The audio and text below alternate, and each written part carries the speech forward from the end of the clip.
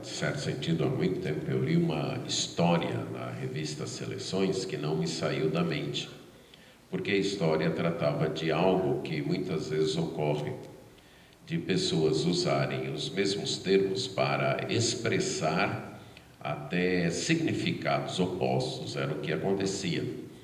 Um homem e seu genro estavam conversando, e a filha desse homem, que era a esposa do, então, logicamente, genro do homem, estava ouvindo a conversa.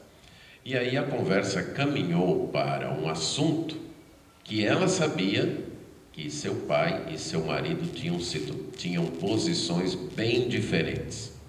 Só que eles começaram a tratar do assunto usando uma abreviatura que para o pai da moça significava alguém favorável. E aquela mesma abreviatura significava para o genro alguém contrário. E a filha começou a ficar nervosa, muito nervosa, porque sabia que na hora que eles perceberem que eles estão falando de coisas opostas, talvez não fique bem. Mas os dois continuaram conversando, alegres, como se os dois estivessem concordando sobre o assunto. Mas estavam concordando porque não entendiam exatamente o que cada um queria dizer. Quando nós falamos de igreja e glória de Deus, isso pode acontecer. Nós muitas vezes nos envolvemos no meio evangélico, e aqueles que, como eu, que foram criados no meio evangélico, correm um risco até maior. Nos acostumamos com as palavras, nos acostumamos com os termos, e já que todo mundo usa, nós também os usamos, e nós aprendemos até o momento de usá-los, de saber quando nós devemos usar esses termos. Aprendemos pela convivência, mas poucas são as vezes que nos preocupamos com o que de fato eles significam à luz das Escrituras. E glória a Deus, ou glorificar a Deus, tem se tornado um chavão, né? Tudo que eu faço é para glorificar a Deus, a minha vida deve glorificar a Deus. Mas o que vem a ser isso? Glorificar a Deus. Muito obrigado. Glorificar a Deus. Ou o que significa igreja? Então, em primeiro lugar, eu quero destacar que para a igreja glorificar a Deus, ela precisa entender o que é ser igreja e o que é glorificar a Deus. O termo igreja, em nossa língua portuguesa, tem sido comumente usado para indicar um prédio, um local onde há um culto, onde há uma cerimônia religiosa. Então, igreja, nós normalmente usamos com essa acepção, um prédio. Só que na Bíblia, no Novo Testamento, onde o termo é utilizado, ele nunca é usado com esse sentido. Ele nunca é usado se referindo ao prédio, se referindo ao local. E nunca é usado nesta acepção por uma razão muito simples. As igrejas, no tempo do Novo Testamento, não tinham prédios exclusivos para o seu culto. Ali no livro de Atos, quando a igreja começa, ela se reúne no átrio do templo. Então o templo era formado por 3 espaços, né? Havia o Santo dos Santos, que só o sumo sacerdote entrava uma vez por ano, o Santo Lugar, que apenas os sacerdotes escalados entravam para cuidar do incenso diariamente, acender as lâmpadas, para trocar os pães da proposição, então, uma vez por semana e assim por diante. E havia o pátio externo, onde então todos os israelitas, todos os judeus poderiam assistir.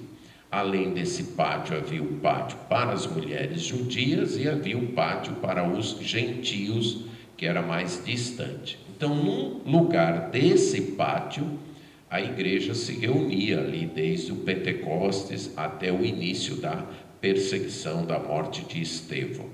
E também nas casas. E quando ela saiu de Jerusalém, a igreja normalmente se reunia nas casas, como diz Romanos 16, 6. Veja aí comigo.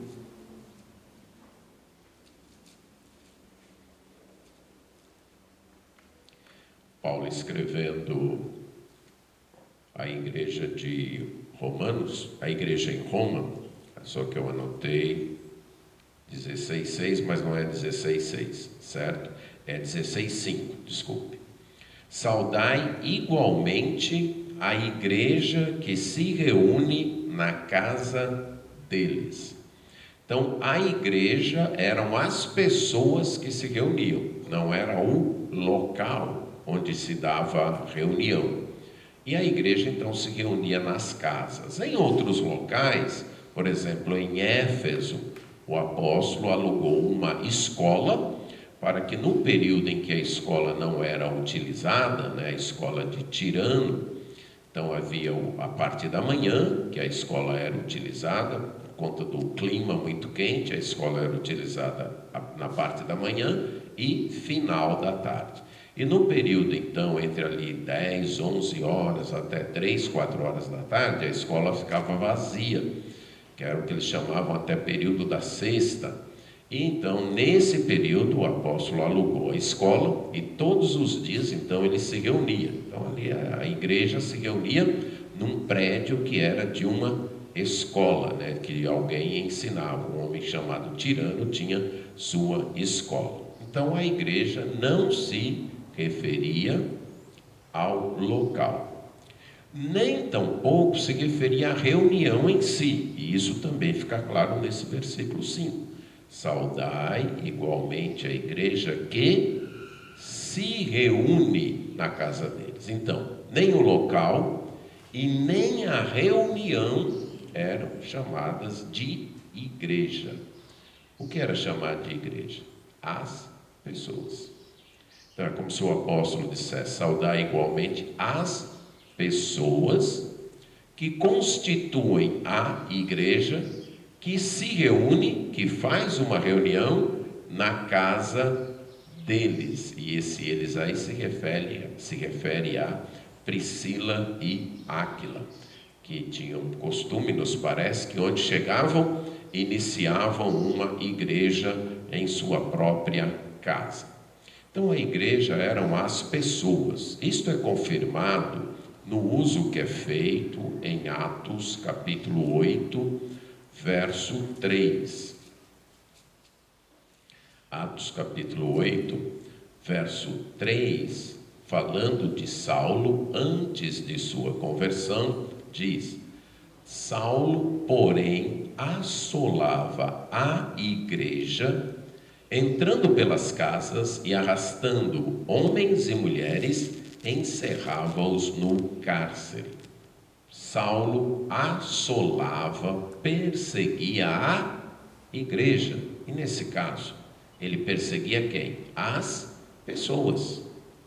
Então, homens e mulheres. Inclusive, ele ia entrando pelas casas. Isso aqui deixa claro que a igreja não é igreja apenas no momento em que ela se reúne. A igreja são as pessoas em todos os momentos da sua vida. Tem um momento que ela se reúne, é a igreja reunida. Mas quando a reunião termina e cada um vai para a sua casa, ainda é a igreja do Senhor Jesus Cristo. Ainda é este grupo de pessoas que pertence ao Senhor Jesus Cristo. Isto é a igreja. Então a igreja são as pessoas. Como a língua é dinâmica e isso tem acontecido com muitas outras palavras, aconteceu também com a palavra igreja, de nós transferirmos o significado das pessoas, muitas vezes para a reunião, ou, como eu disse no início, nosso uso, ao prédio. Não que isso esteja necessariamente errado. desde que nós não percamos o significado original, o que vem a ser a igreja, o povo de Deus, as pessoas que estão comprometidas com o Senhor Jesus Cristo. Isto forma a igreja. Em certo sentido, quando nós sairmos daqui, certo? E se não ficar mais ninguém aqui, naquele momento, deixou de estar a igreja. A igreja são aquelas pessoas que então agora estão se dirigindo para as suas casas. Agora, estas pessoas não são qualquer pessoa, certo? É um grupo de pessoas, o pastor Rafael já mencionou aqui, um grupo de pessoas que tem um compromisso com Cristo e no qual Cristo se faz presente. Nós percebemos isso nos dois momentos em que o Senhor Jesus Cristo usou o termo igreja. Primeiro registrado em Mateus capítulo 16, a partir do verso 13, nós leremos apenas o 18. Aqui Mateus vai registrar o Senhor Jesus Cristo iniciando uma nova etapa no seu ministério. E para iniciar essa nova etapa, ele leva os discípulos para uma cidade chamada Cesareia de Filipe. Haviam várias cidades no Império Romano com o nome de Cesareia, porque eram cidades que as pessoas, os governadores ou os reis das regiões construíam e davam o nome de Cesareia para homenagear o imperador, homenagear César. Na Palestina nós temos notícias pelo menos de duas: a Cesareia de Herodes, que se tornou inclusive a capital romana ali, onde inclusive posteriormente Paulo vai ficar preso, e a Cesareia de Filipe, mais ao norte, na Galileia, que era um lugar onde havia mais gentios, não moravam tantos judeus ali. E Jesus leva os discípulos para lá, porque ele quer iniciar uma nova orientação para aqueles discípulos sobre o tipo de Messias que ele era. Jesus começa perguntando: o que as pessoas dizem ser o Filho do Homem? A expressão Filho do Homem vem desde o Antigo Testamento, era uma expressão messiânica usada em Daniel capítulo 7, falando do Messias que vem nas nuvens para trazer o reino de Deus. E ela foi usada também no período intertestamental, na literatura escrita nesse período, se referindo ao Messias.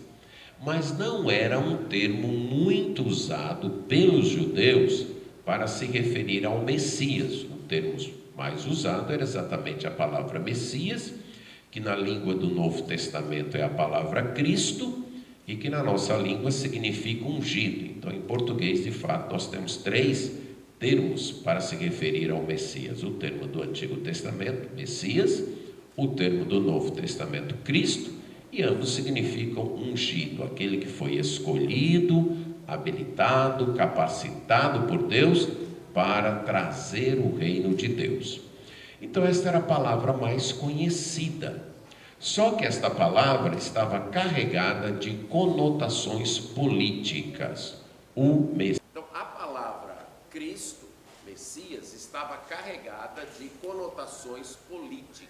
Os judeus esperavam um Messias, descendente de Davi, que viria para instalar o reino terrestre de Deus, que então tiraria os romanos do poder, purificaria o templo do sacerdócio corrupto e traria então o reino terrestre de Deus. Esta era a concepção que eles tinham de Messias. Por causa disso, Jesus preferiu não usar a palavra Messias, a palavra Cristo para si mesmo. Poucas vezes ele usou esse termo para si mesmo. Uma vez que me vem à mente agora foi com uma mulher samaritana, que não era judia, quando ela diz: quando vier o Messias, quando vier o Cristo, ele vai nos dizer estas coisas. Aí Jesus diz para ela: eu sou esse Messias, eu sou esse Cristo.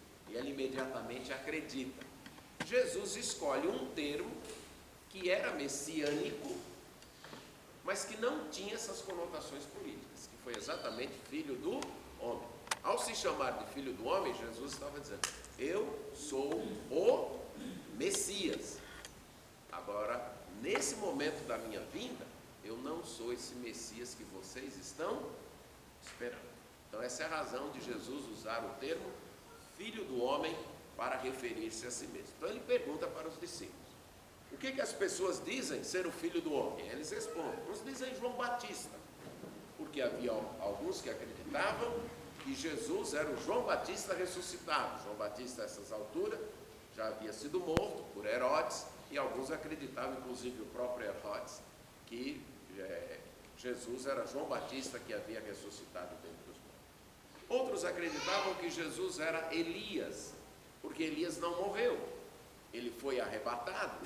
E em Malaquias havia profecia, inclusive é a maneira como o Antigo Testamento se encerra, dizendo que Elias voltaria. Então eles dizem, alguns acreditam que o Senhor é Elias, que voltou conforme a promessa do Antigo Testamento. Outros diziam Jeremias, porque Jeremias foi um profeta muito perseguido durante sua vida e que se tornou muito querido depois que morreu. Algo que algumas vezes acontece com pessoas devotas, né? Perseguidas na vida, mas depois da morte são então assim elevadas. Isso aconteceu com Jeremias. E ninguém sabe até hoje direito o fim de Jeremias, como foi a morte de Jeremias. Então criou-se um conceito, uma espécie de lenda, de que ele também não havia morrido e que ele voltaria. Então os discípulos dizem, alguns dizem que o Senhor é Jeremias, que está voltando. Ou um dos profetas. Alguns acreditam que o Senhor é mais um profeta, que desde Moisés Deus tem levantado na história do povo, e o Senhor é mais um. Então esses eram os conceitos que haviam a respeito da pessoa de Jesus, sobre quem era Jesus. Aí Jesus pergunta, e para vocês, quem eu sou? Aí Pedro responde, tu és o Cristo, o Messias, o Filho do Deus vivo. É isso que nós acreditamos, que o Senhor é aquele ungido, prometido lá no Antigo Testamento, descendente de Davi, que veio para restaurar o reino a Israel. E Jesus diz, você é abençoado, Simão Bar-Jonas, isto é, Simão, filho de Jonas. Simão era o nome aramaico de Pedro. E isso você soube, não porque você é inteligente, não porque você tem uma capacidade mental melhor do que os outros, não foi carne e sangue que te revelou isso, não. Foi meu Pai que está nos céus. Foi meu Pai que mostrou para você que eu sou o Messias. E aí Jesus, pulando a parte do versículo 18 e 19, verso 21, Jesus começa a mostrar para os discípulos o tipo de Messias que ele é. Eu sou o Messias, mas esse Messias que eu sou tem a necessidade, é necessário, tem que ser, não tem outro caminho. Ele tem que ir para Jerusalém, sofrer muitas coisas nas mãos dos líderes, dos principais sacerdotes e escribas, ser morto e ressuscitar. Pronto, isso era um ensino completamente novo para os discípulos. O Messias, isso tanto é que Pedro imediatamente diz o quê? Não, o Senhor é o Messias. Isso nunca vai acontecer contigo. Nós vamos sim para Jerusalém, mas para o Senhor se apossar do reino, tomar o reino. E ele começa a repreender Jesus, e Jesus então tem essas palavras duras, arreda Satanás, você está sendo pedra de tropeço, você não está pensando, raciocinando como Deus quer que você raciocine, e sim como os homens. A partir daqui Mateus começa a mostrar que Jesus está reorientando, um ensino de reorientação para os discípulos de que eu sou sim o Messias, mas não o Messias da expectativa de vocês. O Messias que veio como servo sofredor para morrer na cruz, pagar pelos pecados, depois vai ressuscitar, vai ao céu, um dia vai voltar para instalar o reino, mas por enquanto não. Mas voltando lá, depois que Pedro faz aquela confissão, Jesus diz, tu és Pedro. Pedro foi o nome E ele recebeu dado pelo próprio Senhor Jesus Cristo. O nome dele era Simão, e para diferenciar de outros que tinham esse nome, era Simão Bar-Jonas ou Simão, filho de Jonas. Mas Jesus lhe dá o nome de Pedro, que significa pedra, e Jesus diz: e sobre esta pedra edificarei a minha igreja, e as portas do inferno não prevalecerão contra ela. Olha, você é Pedro, e sobre esta pedra, a ideia de pedra aqui é uma palavra um tanto diferente do nome Pedro, e creio que está se referindo à confissão que Pedro faz. Tu és Pedro, e sobre esta confissão que você fez, de que eu sou o Cristo, o Filho do Deus vivo, eu vou edificar a minha igreja. Em outras palavras, todos aqueles que me reconhecerem como Cristo, como Filho de Deus, como Messias, farão parte da minha igreja. Será com estas pessoas que eu vou edificar a minha igreja. Será com estas pedras, e o próprio Pedro vai nos dar essa interpretação, quando em sua primeira carta ele fala de Jesus como a pedra, ele diz: e vocês também como pedras vivas, são edificados em cima dessa pedra fundamental, dessa pedra angular, formando a igreja de Deus. As construções antigas ali na Palestina e em alguns outros lugares do Oriente eram feitas com pedras. Essas pedras eram tiradas nas pedreiras que haviam ao redor, nos montes com pedras.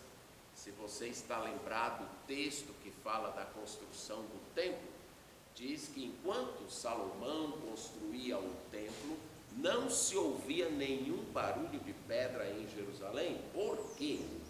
Porque as pedras eram trabalhadas, lavradas fora, e elas só eram trazidas para o templo para serem encaixadas, para serem colocadas no lugar. E tudo isso já tinha que chegar medido, já tinha que chegar pronto, né?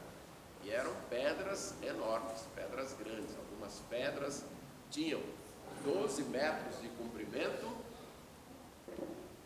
6 metros de altura e 3 metros de largura. Então eram pedras muito grandes. Algumas ainda hoje estão nos muros de Arrimo, aí na reforma que o rei Herodes fez, o que é chamado aquele muro da lamentação. De fato, ali é um muro de arrimo que segurava a ampliação feita por Herodes, onde estava o templo.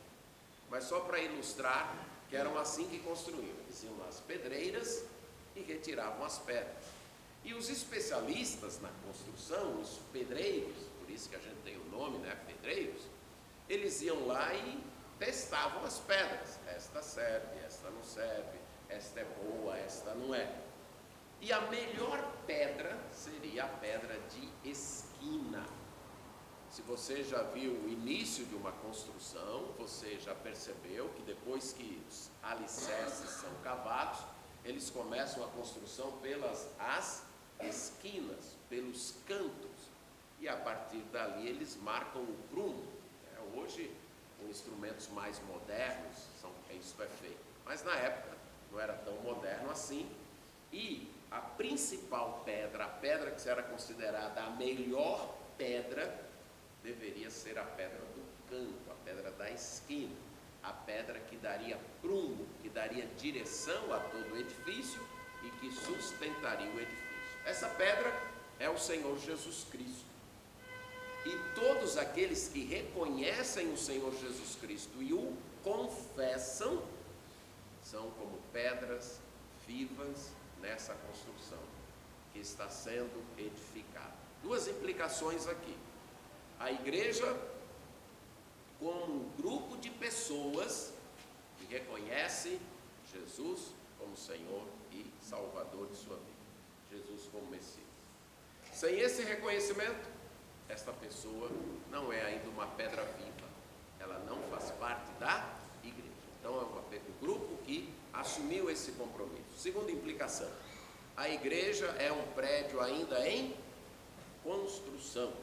Você já morou numa casa em construção ou reforma? É muito confortável, não é? estamos morando num prédio ainda em construção, lembre disso. Então a igreja perfeita ainda não existe.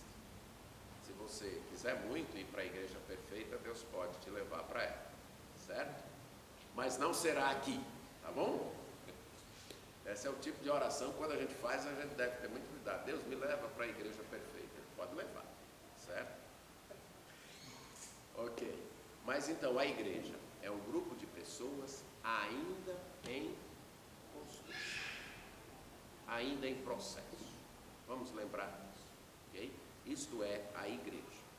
O segundo texto é Mateus 18, 15 a 20, onde Jesus fala novamente sobre como tratar pecados dentro da igreja, né? Se o irmão está em pecado, você deve tratar você e ele, advertindo o irmão. Se o irmão ouvir e abandonar o pecado, assunto encerrado. Se o irmão não reagir adequadamente com arrependimento, você leva 2 ou 3 testemunhas. Se o irmão então acatar, assunto resolvido. Se não, você leva à igreja. E aqui ele tem sua terceira chance de ouvir a igreja.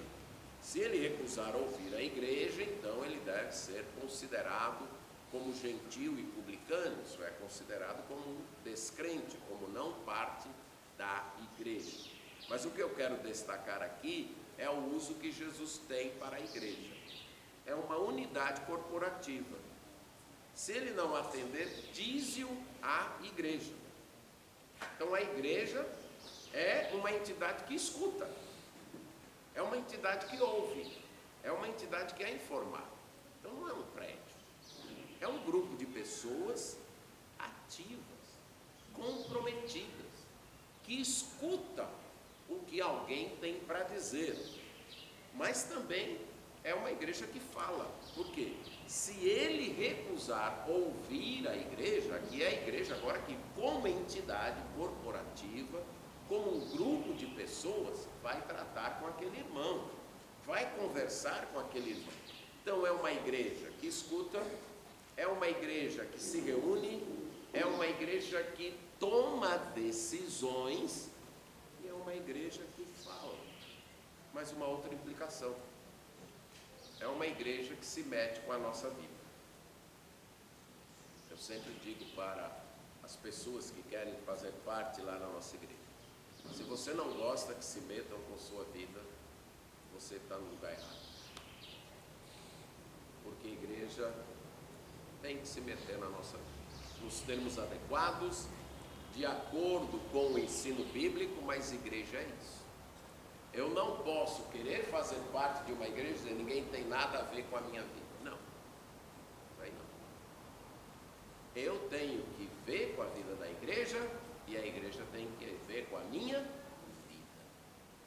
Então, quando eu ando errado, a igreja tem mais a que se meter na minha vida, me corrigir, me chamar a atenção. Então é um corpo, um grupo de pessoas, mas não é um grupo de pessoas como um clube, que se reúne ali, bate papo, se diverte e vai embora. Não, é um grupo de pessoas que interagem, que funciona como corpo mesmo, que um tem a ver com a vida do outro, que um se preocupa com o outro, que um sente com o outro, que se escutam, que se falam e que decidem. Inclusive, se a pessoa teima em não ouvir a igreja deve ser considerada, deve considerar, melhor dizendo, aquela pessoa como gentil e publicano. Pronto. Então, é isso que é uma igreja. Por que essa ênfase? Na minha experiência, eu tenho visto que para algumas pessoas, igreja funciona mais ou menos como um cinema. É um prédio onde eu vou para uma cerimônia e eu espero encontrar tudo limpo, tudo adequadamente arrumado, para eu assistir o culto e emitir minha opinião. Gostei, não gostei, achei que a música foi boa, que a pregação não foi, o pregador extrapolou o horário, isso, aquilo outro. Pronto, e depois vou embora. E mais nada a ver. Tenho percebido essa tendência, espero que não seja o caso aqui, Mas isso não é igreja. A igreja se reúne sim, mas ela é mais do que a reunião. Ela é um povo. São pessoas que interagem, que se envolvem, que sabem o que está passando com aquele, o que aquele está sofrendo, por que aquele está alegre. Isso é igreja. E tudo isso em torno de um compromisso com Cristo. E aí Jesus mostra que a igreja deve refletir os céus. Porque vos digo que o que ligares na terra terá sido ligado nos céus, o que desligares terá sido desligado no céu. Não é que a igreja tem o poder de desligar ou ligar alguém ao céu, mas que a igreja deve refletir aquilo que o céu já decidiu. Então, igreja é um grupo de pessoas que segue a orientação dos céus, que segue a orientação de Deus, que suas decisões não devem ser baseadas porque os jovens querem, porque as senhoras preferem, porque isso ou aquilo. Não. Ela deve refletir a vontade de Deus. E é nesse contexto que Jesus faz a promessa no verso 20. Porque onde estiverem 2 ou 3 reunidos em meu nome, ali estou no meio deles. Pronto. Igreja, então, é um grupo de pessoas que assumiram um compromisso com Cristo como Messias, Senhor e Salvador, e assumiram um compromisso uns com os outros, de se cuidarem, de se alertarem, de se ensinarem, admoestarem uns aos outros nessa caminhada seguindo a Cristo. E um grupo de pessoas no qual Jesus se faz presente, no qual Jesus está. Então isto é uma igreja. Precisamos sempre mentalizar isso.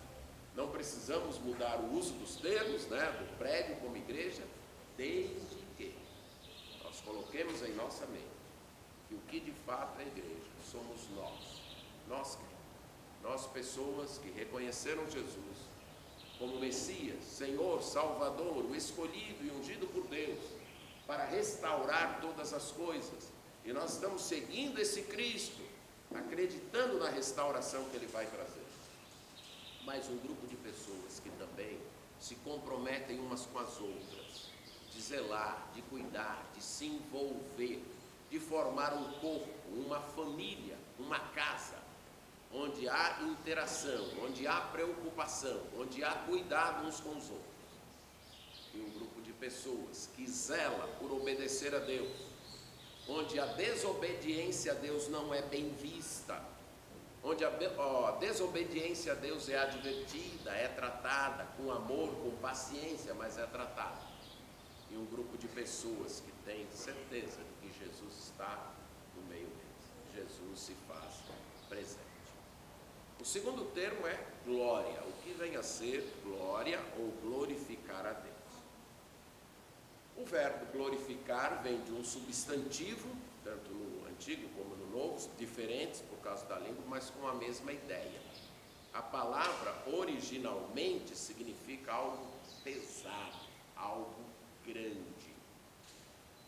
E aí, de valor. E nós usamos a palavra pesado nesse sentido, Esse é um livro de peso. Quando eu digo este é um livro de peso, eu estou me referindo a quantos quilos tem o livro? Estou me referindo ao valor do livro. Esse é um livro que vale a pena. Esse é um livro de valor. Ou esta pessoa é uma pessoa de peso.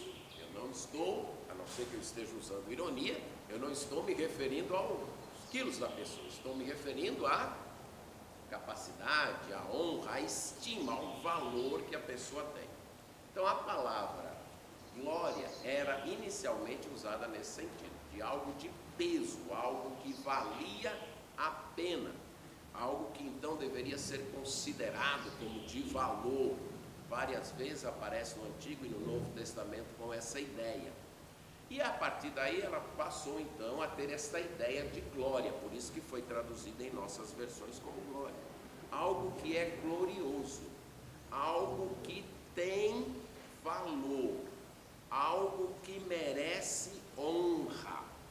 Então, uma pessoa gloriosa é uma pessoa de valor, uma pessoa que merece ser reconhecida, uma pessoa que merece ser honrada. Por exemplo, o mandamento de Êxodo 20:12, honra teu pai e tua mãe, glorifica teu pai e tua mãe. Mas o que isso quer dizer? Dê a devida honra, dê o devido valor, tenha a estima devida a pai e mãe, reconheçam como pessoas importantes, pessoas de valor em sua vida. E aí veio também a ideia de ter prazer. Então, algo que é glorioso, de valor, é algo no qual eu tenho prazer, eu me alegro, eu me empolgo com aquilo, eu passo a elogiar porque eu gosto daquilo.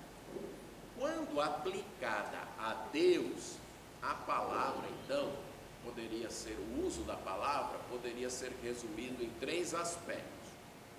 A glória de Deus é o próprio Deus. Por exemplo, em Isaías 48, versos 9 e 11, Deus fala então de que por amor ao seu nome, ele ia retardar a sua ira. E depois ele diz, por causa da minha honra.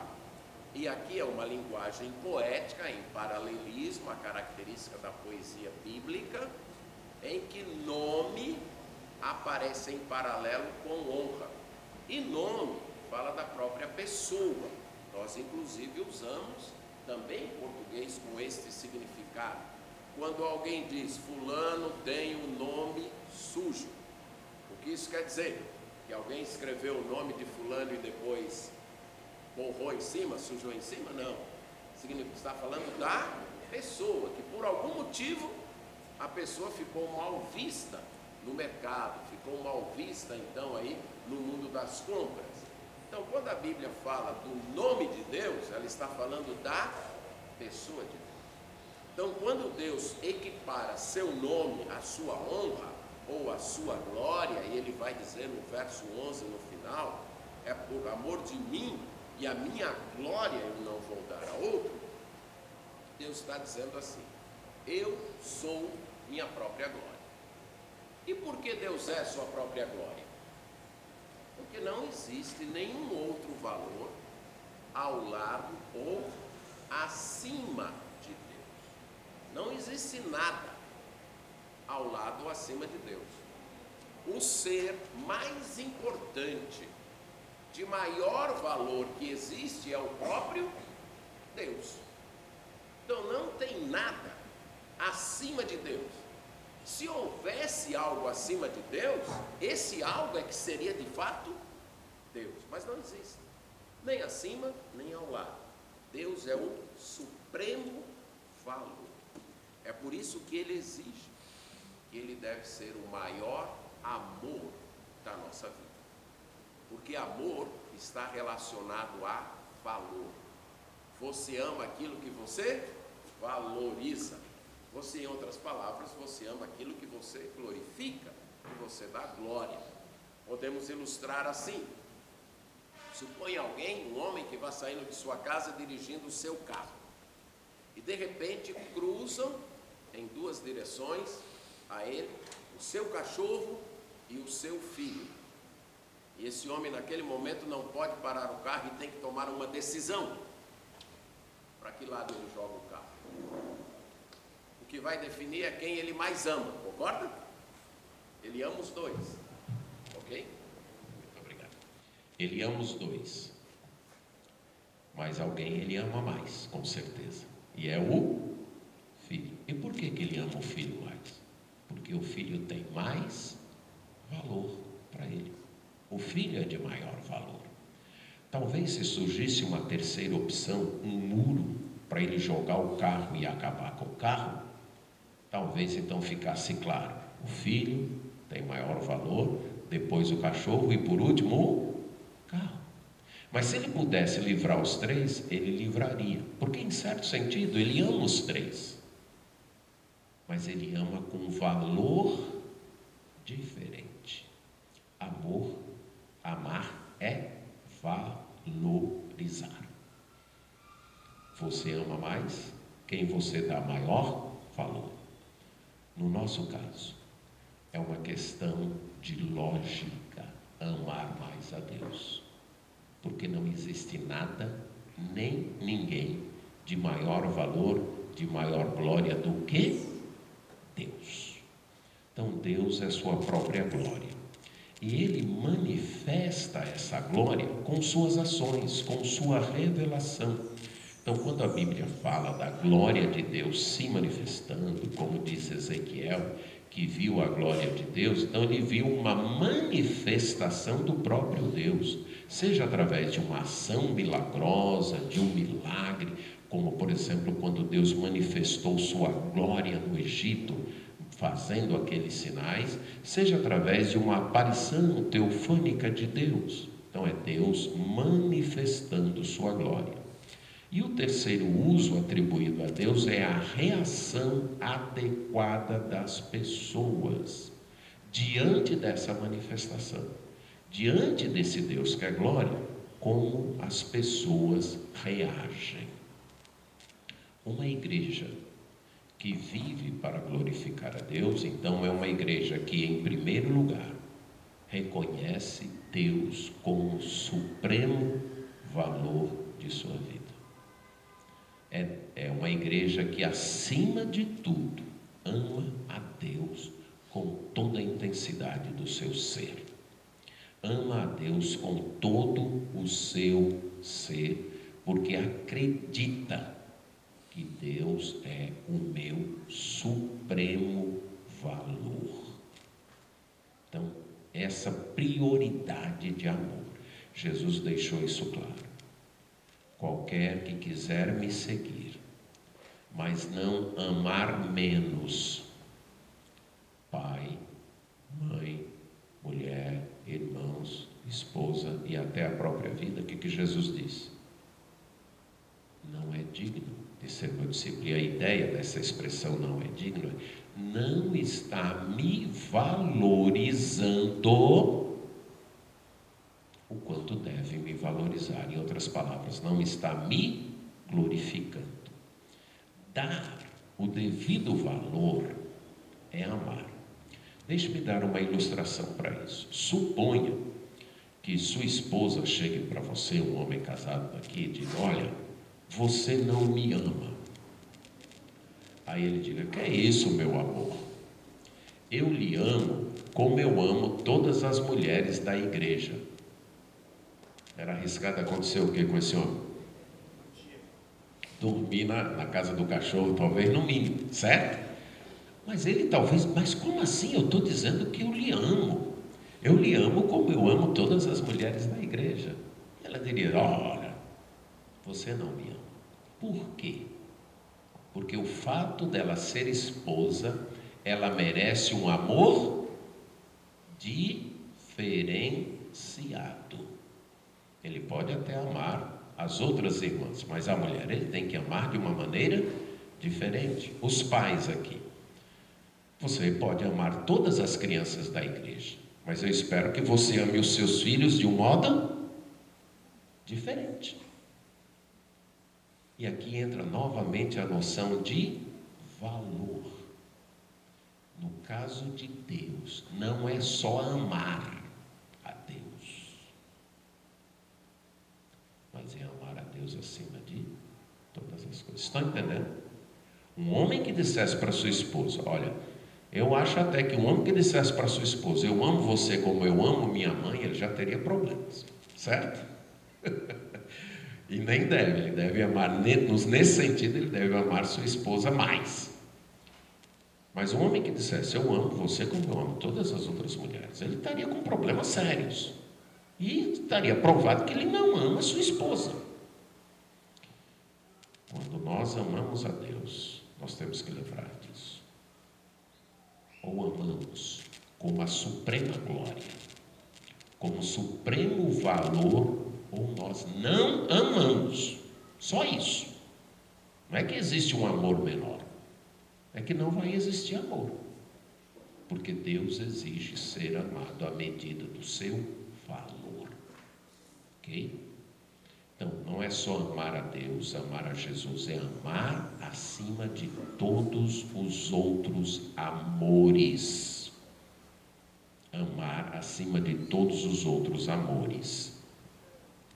Mas o segundo aspecto, que eu vou tratar agora no terceiro ponto, é amar da forma correta. Então aqui tem homens que têm esposa e filha. Estes homens amam a esposa e amam a filha do mesmo jeito? Com certeza não. Porque se for do mesmo jeito, ou está cometendo um crime com a filha, ou está faltando com a esposa. É amor, mas é amor de modo diferente. Você pode ter um cachorro de estimação e amar o cachorro, não tem problema. E ter sua esposa e amar sua esposa. Mas eu espero que quando você chega em casa, você não vá beijar o cachorro e fazer assim para sua esposa. Certo? Você ama os dois. Mas a expressão de amor deve ser diferente. O pai ama o filho e o filho ama o pai. Aqui se referindo a famílias. É o mesmo modo de amor? Não. Como é que pais amam filhos? Cuidando, alimentando, orientando, repreendendo. E como é que filhos amam pais? Honrando, obedecendo, respeitando. É amor. Mas o amor se expressa de modo diferente. Nosso amor para com Deus, como supremo valor, tem que se expressar do modo que Deus diz que é para se expressar, e não do meu modo, e não do jeito que eu acho que eu devo amar. Quem define amor é Deus, porque Ele é a suprema fonte de amor, Ele é o supremo valor. Então, como o amor da igreja vai se expressar de modo a glorificar a Deus? E eu quero apresentar 5 atitudes. Primeiro, a igreja demonstra que ama a Deus amando os filhos de Deus, amando os irmãos. João 13:35. Nisto conhecerão todos que sois meus discípulos, se tiverdes amor uns para com os outros. Como é que você me aceitaria se eu chegasse para você e dissesse: eu amo muito você, mas eu odeio os seus filhos? Você ia me querer na sua casa? Hein? Eu acredito que não, e você ia duvidar muito do meu amor por você, concorda? Se você me ama, você também vai amar meus filhos. Pronto. É simples assim, qualquer pai ou mãe sabe disso, né? Se você me ama, você vai amar meus filhos. Ponto. Ok? Deus da mesma maneira. E isso é declarado enfaticamente em 1 João. Você não pode dizer que ama a Deus se odeia seu irmão. Deus diz: não, você não me ama. E aqui Jesus falou: as pessoas vão conhecer que vocês são meus discípulos se vocês amarem uns aos outros. Então, primeiro, amor é algo observável. Amor é algo que dá para se ver. Ah, eu amo e não preciso demonstrar. Não. Quem ama, demonstra. Já viu alguém apaixonado esconder a paixão por muito tempo? Já viu? Não consegue, certo? Talvez o casal quer namorar ali, os jovens, não quer que ninguém saiba, e os dois estão apaixonados. Qualquer pessoa, um pouco mais de observação, vai logo... Entre esses dois aí tem alguma coisa. Porque amor, ele se mostra. É impossível ficar guardado. Não, eu amo, mas eu não gosto de ficar falando e declarando. Deus declarou que nos ama? Declarou? E várias vezes na Bíblia, não é? Várias vezes, com amor eterno eu te amei. Porque Deus amou o mundo de tal maneira que tem várias declarações. O amor é observável. O amor se expressa. Quando está no coração, ele flui, ele vem. Então o amor é observável e o mundo pode perceber se a igreja se ama. O mundo lá fora pode olhar e dizer, olha, naquela igreja ali a gente pode falar qualquer coisa dela, mas eles se amam. Dá para a gente perceber que eles se amam. E esse amor aponta para Cristo. Nisto conhecerão todos que sois meus discípulos, se vocês amarem uns aos outros. O nosso amor aponta para Jesus Cristo. Por quê? E aí a gente pode pensar um pouquinho nos textos de 1 Coríntios 12, 13 e 14, quando Paulo fala dos dons espirituais.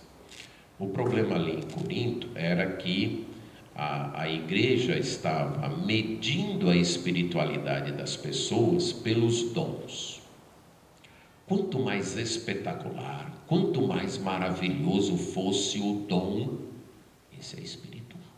Rapaz, ele faz milagres. Esse é espiritual. Olha, aquele ali profetiza. Esse também é espiritual. E aquele outro fala até em outras línguas. Esse é espiritual mesmo. E Paulo vai demonstrar o seguinte, não. Primeiro, não é... Porque mesmo quando vocês estavam nos ídolos mudos, os ídolos também tinham capacidade de fazer algumas destas coisas. Segundo, não é porque os dons são doações soberanas de Deus. Ele dá o dom para quem Ele quiser, do jeito que Ele quiser, ponto. Terceiro, não é porque independente do dom, todos têm o Espírito Santo. Todos foram batizados em um corpo pelo Espírito e todos foram embebidos do Espírito. Mas aí a pergunta fica, e aí Paulo, o que é que me faz saber se alguém é espiritual mesmo? Aí ele diz, pois deixa eu mostrar um caminho excelente, o caminho que mostra que alguém é espiritual, e aí vem a descrição do amor. Esse é o caminho do espiritual. Por quê? Porque, irmãos, aquele tipo de amor ali não é natural. Amar daquele jeito ali, o amor é paciente, é benigno, não arde em ciúmes, não se ufana, não se soberbece, não se conduz inconvenientemente, não procura os seus interesses, não se exaspera, não se ressente do mal, não se alegra com a injustiça, mas regozija-se com a verdade, tudo sofre, tudo crê, tudo espera, tudo suporta. Esse tipo de amor aqui, só o Espírito Santo para operar em nossa vida. Só isso. Ninguém consegue imitar, por mais que se esforcem, não tem como imitar. Uma convivência entre pecadores, você tudo sofrer, tudo crê, tudo espera, tudo suporta. Isto só é possível com a ação do Espírito Santo. Aí Paulo diz, esse é o sinal. Você quer saber se você está progredindo espiritualmente? Não é o tanto de conhecimento bíblico que você adquiriu, isso é importante, mas não é isso que mede. Não é o tanto de serviço que você desempenha na igreja, isso é importante, mas não é isso que mede. Você quer saber se você está progredindo espiritualmente? Olhe para 1 Coríntios e diga, eu estou crescendo nessas áreas. O meu amor é cada vez mais paciente. O meu amor é cada vez mais benigno. Minha capacidade de suportar tem aumentado. Minha disposição para sofrer tem aumentado.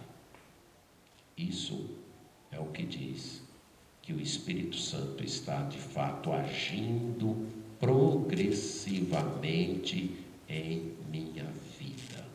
Este amor.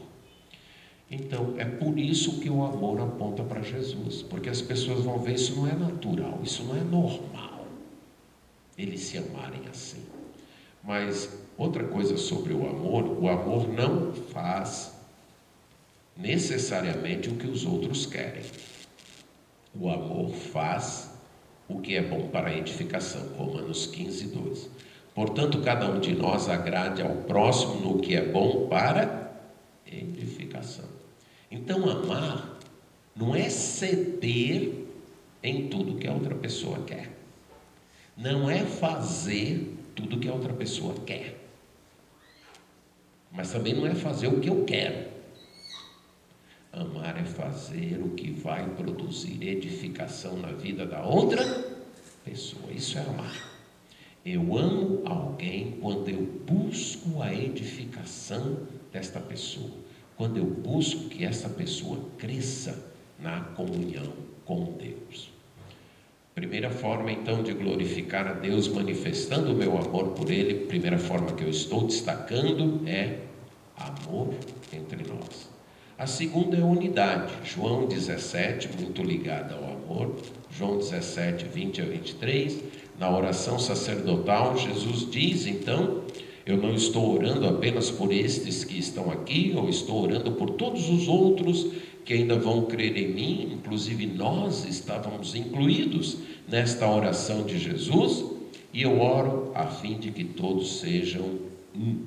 Eu oro por esta unidade, e esta unidade vai levar o mundo a crer que tu me enviaste. A unidade é resultado então da glória de Deus, como Jesus mostra aí no verso 22. Eu lhes tenho transmitido a glória que me tens dado, para que sejam um como nós o somos. Essa visão de Deus, de ver Deus como supremo valor, é que nos une. Porque aí nós não vamos brigar por nossos valores. Nós estaremos envolvidos num supremo valor. Todos nós acreditamos num supremo valor. O que é que torna, por exemplo, a torcida de um clube de futebol unida? O que é que faz aquela torcida unida? É acreditar que o seu time é o melhor, certo? É isso que une aquela torcida. Pode até não ser, mas eles acreditam assim, eles brigam pelo seu time, e eles se unem em torno do seu time. O seu time é o valor, é a glória deles. Quando o time ganha, entende? Eles ficam gloriosos. O que une a igreja de Cristo é Deus, como supremo valor, como suprema glória, como supremo amor. Temos nossas diferenças, e vamos ter. Efésios capítulo 4 deixa isso claro. Algumas vezes nós queremos uma uniformidade na igreja, mas à luz de Efésios capítulo 4, até que todos cheguemos à unidade da perfeita varonilidade, a igreja não tem essa uniformidade. Deixe-me ilustrar assim com famílias da antiguidade. Famílias da antiguidade tinham quantos filhos? 5, 6, 10, né? Agora imagine uma família com 10 filhos. Acabou de nascer um, e o outro aí já tem 12, 13 anos. Aquele que nasceu vai ter um tratamento diferenciado, concorda? Vai ser trocado, na hora que chora alguém vai chegar e botar no colo, a comida vai ser dada na boca. Agora imagine aquele com 12 anos dizendo, papai, mamãe, vocês estão fazendo assim com o meu irmãozinho, vão ter que fazer assim comigo também. Vão ter que dar comida na minha boca, vão ter que me trocar, me dar banho. O que esse menino ou menina de 12 anos estaria demonstrando? Algum problema aí na mente desse menino, isso não é normal. Mas é incrível que isso acontece na igreja. Não estou dizendo nessa igreja, certo? Aí chega um novo convertido, ele ainda não aprendeu bem as coisas, ainda está caminhando, mas os mais velhos querem o quê? Pastor, fale com ele. Fale com ele, porque... Pai, acabou de chegar. Ele ainda é aquele menino que está recebendo comida na boca. Ah, pastor, se o senhor permitir isso para ele, vai ter que permitir para mim também. Isso não é justo. Agora imagine aquele de 12 anos dizendo: papai, não é justo que o senhor dê comida na boca do neném e não dê na minha. O pai poderia responder: justo, não é justo eu tratar ele do mesmo jeito que eu trato você. Isso sim não é justo. Ele acabou de nascer. Ele tem poucos anos. Eu tenho que ter uma consideração maior. Isso é igreja. Temos nossas diferenças. Não só dentro da igreja, mas até entre igrejas. Mas o que nos une é termos Deus como nosso supremo valor, como nosso supremo amor. Alguns na caminhada ainda estão mais atrás. Outros estão mais na frente. Mas todos indo, se é igreja de Deus, todos indo na mesma direção. Então não pense em unidade como uniformidade. Inclusive até na eternidade, conforme Apocalipse, vai ter algumas diferenças. Povos de todas as línguas, tribos e nações adorando a Deus. Algumas distinções não vão acabar na eternidade. O que vai ser fortalecido é a unidade de amar a Deus sobre todas as coisas e obedecer a Deus. Então devemos ter isso conosco. Essa unidade depende de Cristo. Se não for através de Cristo, não há unidade. Então esse é o limite. Ah, então se é assim, é unido com todo mundo? Não. Unido com todo mundo, não. Unido com todo mundo que tem um compromisso com Cristo. Esse é o fator de unidade. Isso é o que nos une. Cristo. E Deus como supremo valor. Mas essa unidade supõe ou precisa de esforço. Efésios 4 vai dizer isso. O apóstolo Paulo, mostrando como a igreja, certo, deve andar. Ele vai dizer no capítulo 4, 1 a 6, até capítulo 3 ele mostrou a missão da igreja, e do 4, 5, 6 ele vai mostrar como a igreja cumpre essa missão. E isso poderia ser resumido em unidade e santidade. Unidade, ele desenvolve 4, 1 a 16, e santidade de 4 a 17 até o final da carta. Mas eu quero destacar o versículo 3 e 4. Esforçando-vos diligentemente por preservar a unidade. Unidade não cai do céu. Unidade demanda esforço. E isso, irmãos, em qualquer relacionamento humano. Uma boa amizade demanda algum esforço para ela ser construída e mantida? Sim. Um bom casamento demanda esforço para ele ser construído e mantido? Sim. Igreja também. Tem que haver um esforço, uma dedicação, um sacrifício em prol da unidade. Amor e unidade. Terceiro lugar, boas obras, como inclusive o hino composto para o aniversário da igreja diz, baseado lá em Mateus, né? Mas eu quero destacar o texto de 1 Pedro 2, 11 e 12. Amados, exorto-vos como peregrinos e forasteiros que sois, a vos absterdes das paixões carnais que fazem guerra contra a alma, mantendo exemplar o vosso procedimento no meio dos gentios, para que naquilo que falam contra vós outros, como de malfeitores, observando em vossas boas obras, glorifiquem a Deus no dia da visitação. Pedro está refletindo o ensino de Jesus em Mateus 5,16, certo? Então, assim brilhe a vossa luz diante dos homens, para que vejam as vossas boas obras e glorifiquem a vosso Pai que está nos céus. Estas boas obras, então, incluem o quê? Procedimento correto. Andar de modo correto. ter um testemunho correto, abster-se das paixões que guerreiam contra a nossa alma, das paixões que tentam nos destruir. E isso então vai produzir uma mudança na avaliação do mundo. O mundo olhando então para a igreja e até falando mal dela, como sendo de malfeitores, ele vai observar estas boas obras e vai poder glorificar a Deus. Boas obras. As boas obras não salvam, mas refletem o salvo, mas manifestam a salvação. O amor então vai se manifestar num testemunho correto e em boas obras. Em quarto lugar, esperança.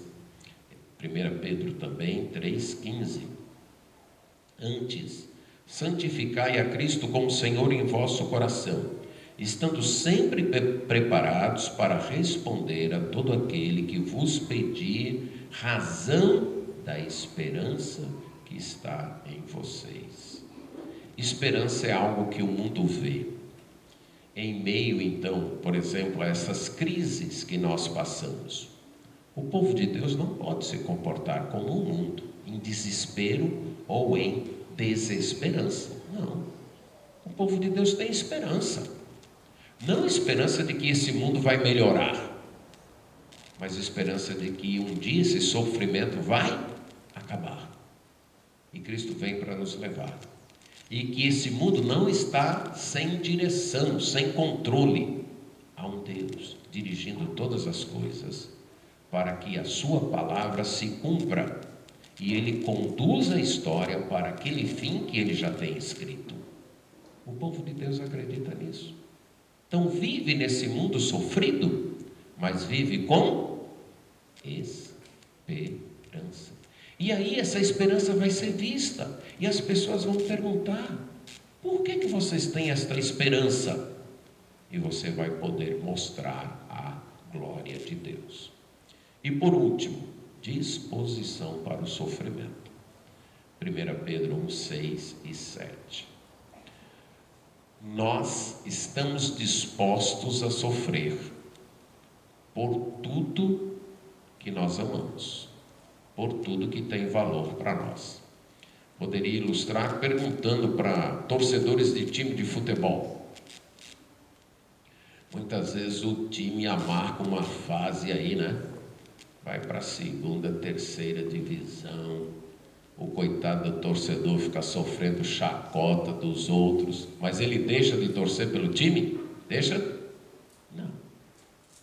Ele sofre, mas continua amando o time, certo? Quem é torcedor mesmo. Quem não é outra história, certo? Mas quem é torcedor mesmo, o time pode aí, vai estar lá torcendo pelo time. Seu filho, você está disposto a sofrer por seu filho? Talvez você respondesse até dar minha vida por ele, se fosse necessário. Lembro-me de uma vez, terminada uma escola dominical, que um pai chegou para mim: meu filho foi preso, e não tem quem faça eu ir na cadeia. Eu falei: aguarde um pouquinho aí, daqui a pouco eu falo com o senhor. E aí tinha outras pessoas para falar comigo, eu falei com elas, orientei e tal, quando tudo certo, vamos. Levei ele para o meu carro, entre aí, e fomos direto para a porta da cadeia. Chegamos lá, passamos por todo aquele procedimento que se passa, entrou, quando ele viu o filho dele, que foi que aconteceu? Meu filho. É isso. A boca pode até dizer outra coisa, mas está disposto a sofrer, inclusive sofrer vergonha, por aquilo que nós amamos, por aquilo que nós valorizamos. Se nós amamos a Deus, nós estamos dispostos a sofrer por Ele. E Pedro vai dizer isso, e eu quero destacar 2 motivos de sofrimento. Tem vários outros na Bíblia, mas eu quero destacar 2 relativos à igreja. Capítulo 1, versos 6 e 7. Nisto exultais, embora no presente, por breve tempo, se necessário, sejais contristados por várias provações, para que, uma vez confirmado o valor da vossa fé, muito mais precioso do que o ouro perecível, mesmo apurado por fogo, redunde em louvor, glória e honra na revelação de Jesus Cristo. Só sofre pela fé aquele para quem a fé tem valor. Eu posso perder tudo, até a vida, mas eu não vou perder minha fé em Cristo. Isso significa o quê? Essa fé vale muito para mim. É o que Pedro está dizendo aqui. Que o sofrimento, para aquele que resiste, para aquele que persevera, confirma o valor da sua fé. Vale para mim. Vale.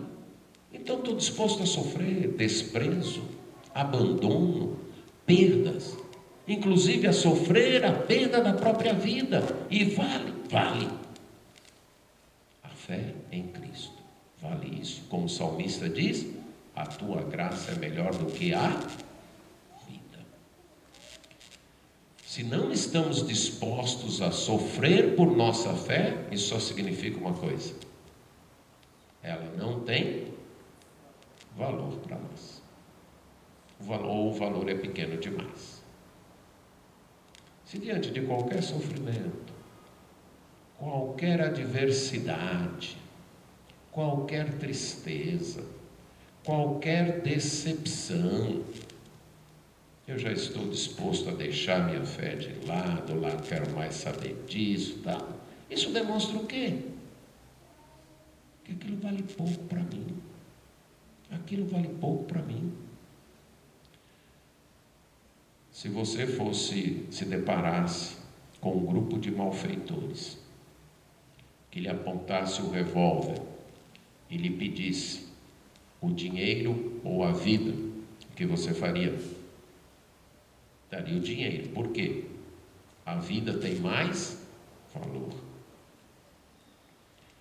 Mas se você tivesse com sua filha e eles dissessem: a filha ou sua vida, e aí? Aí seria a minha vida. Por quê?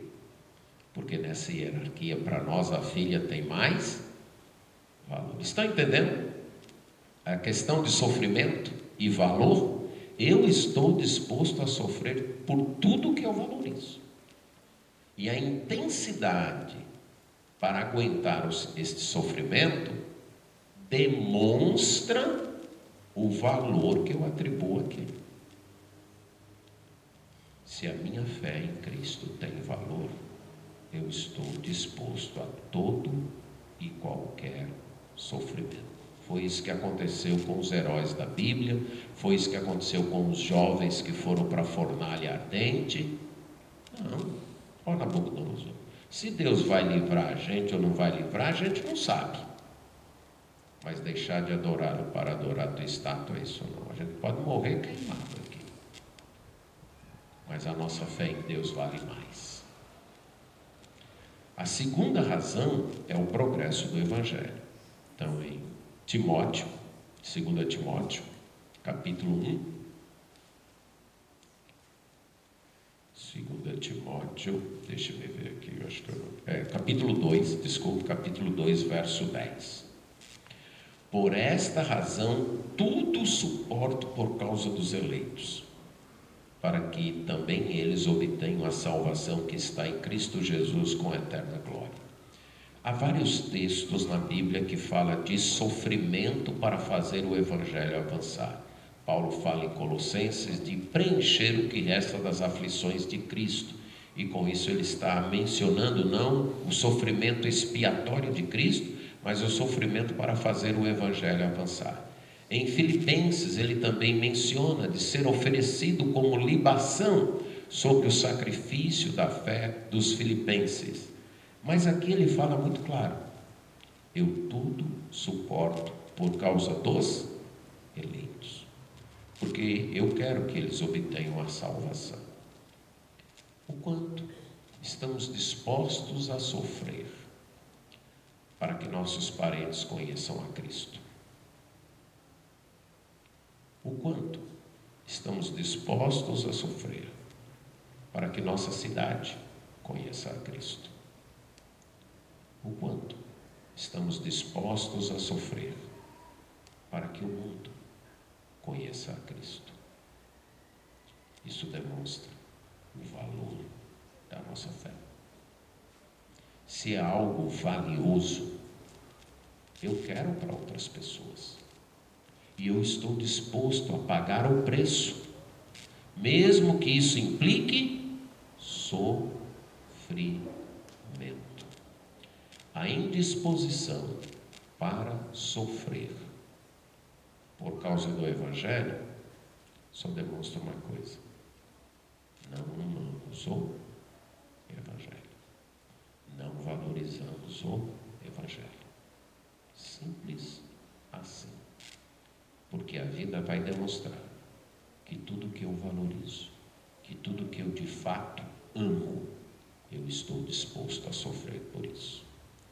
Uma igreja que glorifica a Deus é um grupo de pessoas comprometidas com Deus através de Jesus Cristo, crendo nele como Senhor e Salvador de suas vidas, e comprometida uns com os outros, no sentido de zelar uns pelos outros, mantendo a palavra de Deus viva no meio delas e sabendo que Jesus está no meio delas. Esta igreja tem Deus como seu supremo valor, como a glória maior, e ama a Deus acima de todas as coisas. Esse amor por Deus, inclusive, é o que une estas pessoas ainda pecadoras e diferentes, mas que amam esse Deus acima de todas as coisas. E porque amam esse Deus, amam uns aos outros, se esforçam por manter a unidade, agem com boas obras, carregam a esperança no coração e estão dispostas a sofrer por causa desse amor. Que Deus nos ajude a, como igreja dele, glorificarmos o seu nome assim. Amém.